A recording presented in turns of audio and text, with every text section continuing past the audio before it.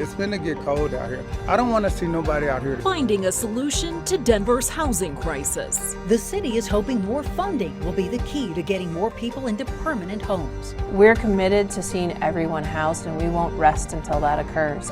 A rough ride. New video shows the moments riders were knocked out of their seats as an RTD train goes off the rails.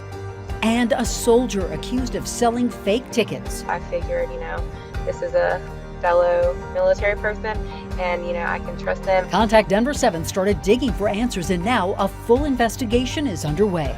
I'm glad it's finally taken place, because before it felt like we were trying for nothing. Good evening, and thank you for watching Denver 7 News at 6. I'm Jessica Porter. I'm Ann Trujillo, and we begin tonight with housing and Denver's somewhat perpetual quest to find solutions to get people off the streets and into permanent homes. But first, some context tonight. While affordability is the biggest factor, there are a number of ways people can end up living on the streets and experiencing homelessness. And those include addiction disorders, mental illness, and lack of affordable health care. So let's dig into the numbers now. Data from the Metro Denver Homeless Initiative shows 30% of people experiencing homelessness in Denver admitted to having substance abuse concerns. 36% said they struggled with their mental health. Another factor contributing to homelessness is our nation's poverty level.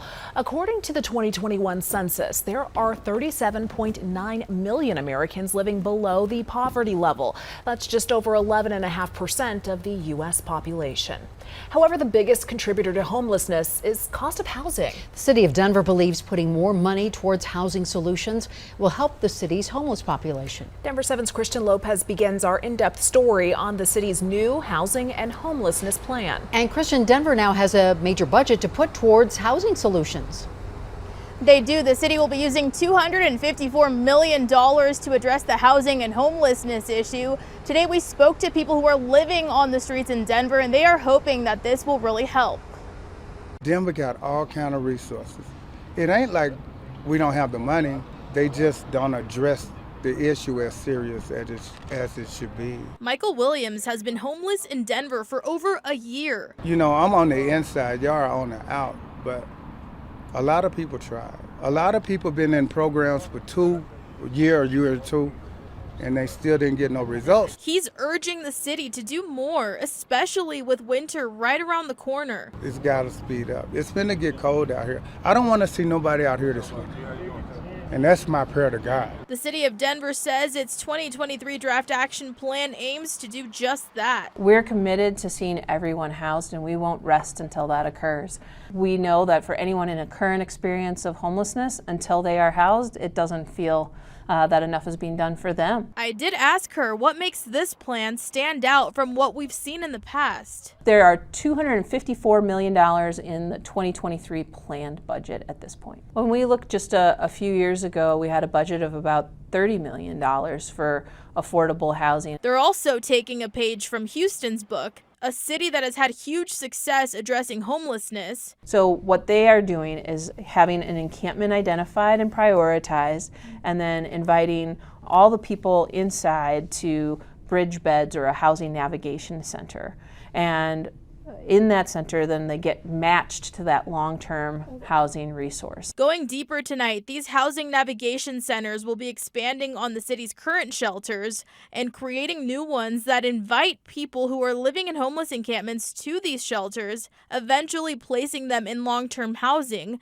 Michael's hoping the city will come through. Help us. If you call us, we'll come.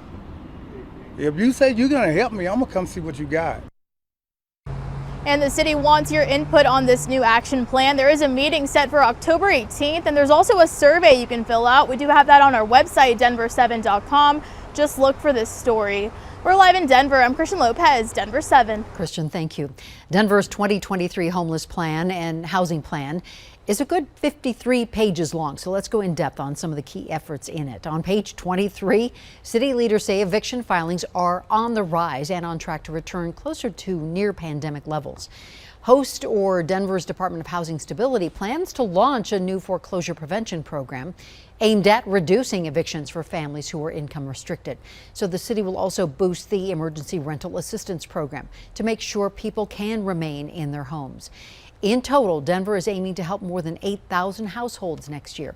Denver also hopes to create more than 1,700 affordable homes. Whether these tactics help is still to be determined, but we do know that it is costly for the city of Denver to support the amount of people experiencing homelessness in the metro. Last August, the Common Sense Institute released a report on the state of homelessness in Denver. It found at least $481 million is spent annually on things like shelters, services, emergency response, and health care.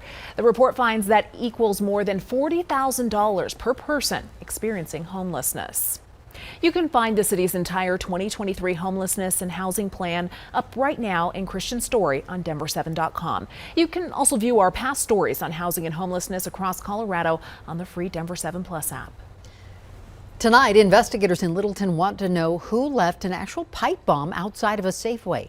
Police say that bomb was found behind the store off Mineral and Broadway. It had a timer on it that was broken. And while police investigated, here's why officers allowed customers to stay inside the store. We secured the area where we knew the blast would probably be an issue. We didn't close down Safeway based on the type of the building, the structure of the building, the proximity where the device was found. We really didn't even know if it was an active pipe bomb or not until just a few minutes ago. So the anticipation of, wading through it was interesting, but glad it got taken care of. Littleton police are now looking at nearby surveillance cameras to try and figure out who left that pipe bomb outside that store. 2 teens now face attempted felony menacing charges after a threat was reported to Safe to Tell. Officers found and arrested the 2 in the parking lot at Steamboat Springs High School, along with an airsoft gun and multiple knives inside the car. One of the teens is a student at Steamboat Springs High. No one on campus was hurt. A soccer coach has been arrested in Arapahoe County on 3 counts of sexual exploitation of a child after police found pornography in his possession. 54-year-old Alberto Limas Villas worked for Real Soccer Club. That soccer group also includes almost 4,000 families and more than 450 soccer teams in Highlands Ranch, Parker, and Castle Rock. And this isn't the first arrest the club has faced this year. Just last month, former Real Soccer Club coach Howard Bud Harper. He was also arrested for 17 counts of child pornography. Police are asking any possible victims of either men to please come forward. New video tonight shows the moments an RTD train went off the tracks in Aurora last week, sending passengers flying out of their seats. Denver 7 has obtained this video from inside the train through the request to RTD. At least 3 people were hurt when the train derailed at South Sable Boulevard and East Exposition Avenue. None of those injuries were life-threatening. The cause of last week's derailment is still under investigation. Contact Denver 7 is getting results tonight. A criminal investigation is now moving forward into a Fort Carson soldier accused of selling fake concert tickets. Our consumer investigator Jacqueline Allen broke this story earlier this month when victims told her nothing was being done. But that's a different story tonight. Like this if you got scammed by Gavin Popst. People posting they got scammed by a Fort Carson soldier selling fake concert tickets. So we've all filed police reports. Reached out to Contact Denver 7 earlier this month. Nothing is being done. Since then, a progress report. He had sent me pictures of him in his uniform. Bailey Gibson joined the Victims of Gavin Popst Facebook group after she says she paid this soldier hundreds for fake Morgan Wallen tickets. He was like, well, I can't go because I'm getting deployed. And I felt really bad for him at the time. This is a fellow military person, and I can trust them. Molly Hobbs, same story. I ended up showing up to the concert the day of and was told that it wasn't a valid ticket. They say after Contact Denver 7's first report, military investigators started responding, requesting a list of victims from their group. Fort Carson's Criminal Investigation Division contacted Bailey today. I'm glad it's finally taken place, because before it felt like we were trying for nothing. And now, since you covered the story, it seems like it's taken off. Fort Carson confirmed to Contact Denver 7 that Sergeant Gavin Popst is a soldier there. A spokesperson stating they are working closely with the El Paso County Sheriff's Office on this case, saying that since this is an ongoing investigation, they cannot provide any further details at this time. We wanted to know if this was a scammer posing as a soldier, but some victims, like Kelsey Kingston, say they actually know Popst and spoke to him before they bought the fake tickets.